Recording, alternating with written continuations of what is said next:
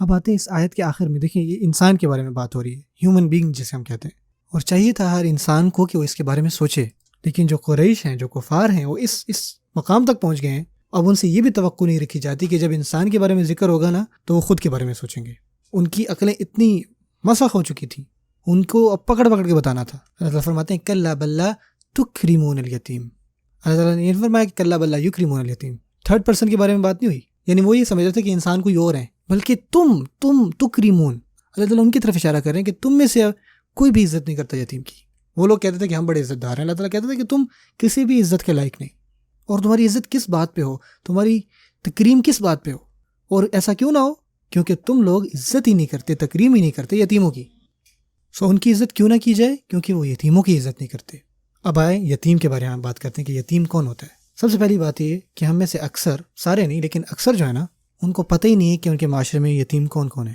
ہمیں نہیں پتہ وہ کہاں رہتے ہیں، ان کے مسائل کیا ہیں، ان کے مالی حالات کیسے ہیں، ان کے والدین کب فوت ہوئے، ان کی اکیلی والدہ ہے یا ان کا اکیلا والد ہے، ان کے حالات کیا ہیں، وہ کون ہے، ہمیں نہیں پتہ۔ اور میں یہ سمجھتا ہوں کہ ہماری مسلم امت کی بڑے جرائم میں سے ایک ہے، ہمیں پتہ ہونا چاہیے تھا۔ دوسری بات ہے جو لفظ یتیم ہے نا، خاص کر جاہلی سوسائٹی کی بات کریں، اینشنٹ عربک میں، اس زمانے میں جو یتیم کا مطلب لیا جاتا تھا نا، وہ صرف یتیم نہیں تھا، یعنی یتیم کا مطلب اور بھی ہے۔ یتیم اس کو بھی کہا جاتا تھا جس کی کوئی سپورٹ نہ ہو، کوئی خاندان نہیں، کوئی دھیان رکھنے والا نہ ہو، انہوں نے کھانا کھایا کہ نہیں کھایا، یعنی یہ وہ لوگ ہیں جن کے پیچھے کوئی نہیں ہے، کوئی بھی نہیں، ان کو بھی یتیم کہا جاتا تھا۔ حتیٰ کہ پرانے دنوں میں اگر کوئی بیوہ ہو جاتی نا تو وہ اپنے گھر واپس جا سکتی تھی، لیکن آج کے معاشرے میں، آج کے دور میں بیوہ کے ساتھ کیا ہوتا ہے؟ وہ اپنے گھر بھی نہیں جا سکتی۔ یتیموں کے ساتھ کیا ہوتا ہے؟ حتیٰ کہ وہ لوگ جو غیر مسلم ہوتے ہیں اور مسلمان ہوتے ہیں نا، ان کے ہو سکتا ہے والدین زندہ ہوں، لیکن ان کے والدین ان کو ہی ان کے گھر سے نکال دیتے ہیں، راتوں رات ان کو یتیم بنا دیتے ہیں، ان کے چہرے تک نہیں دیکھتے۔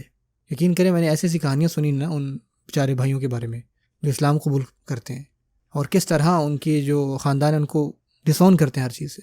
ہمیں تو وہ نظر آتا ہے نا کہ وہ مسجد آئے ہیں، ہم ان کو گلے لگاتے ہیں، ہم ان سے سلام کر رہے ہیں، ہم ان کو کتابیں پکڑا رہے ہیں، ان کو بتا رہے ہیں کہ بھائی یہ بھی سیکھو، یہ بھی سیکھو، یہ بھی سیکھو، اور وہ کچھ بیچارے پڑھتے ہیں، کچھ نہیں پڑھ پاتے، اور ہم یہاں پہ آ کے سمجھتے ہیں کہ ہاں بھائی ہمارا کام ختم ہو گیا، چلو جی اللہ خیر صلاح۔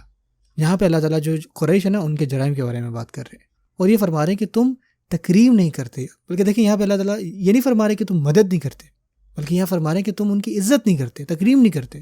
اب دیکھا جائے کہ جو آپ کے اوپر ہو نا، اس کی عزت کرنا، اس کی تکریم کرنا آسان ہوتا ہے، یا بزرگوں کی عزت کرنا بڑا آسان ہوتا ہے، ان کی ہم بہت آسانی سے عزت کرتے ہیں، لیکن ان لوگوں کی عزت کرنا جو آپ کے ماتحت ہیں، یہ بڑا مشکل لگتا ہے ہمیں۔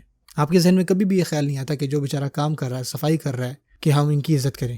وہ کہتے ہیں یار یہ کوئی لوگ ہیں، یہ انسان ہے، یہ کون ہوتے ہیں عزت کے لائق؟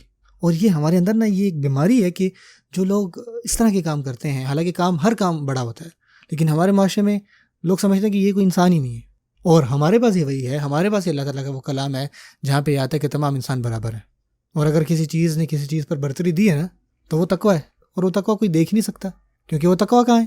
وہ دلوں کے اندر۔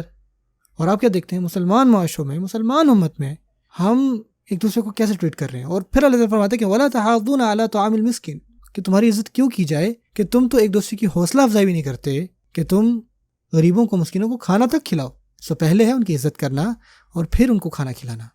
اللہ تعالیٰ نے ان کو کھانا کھلانا پہلے مینشن نہیں کیا کہ غریب کی یا مسکین کی یا مددگار کی پہلے مدد کرو۔ سو آپ کو چاہیے کہ پہلے آپ اس کی عزت کریں۔ سو ہم کیا کرتے ہیں کہ یار یہ لو 10 روپے مجھے ہاتھ نہ لگانا۔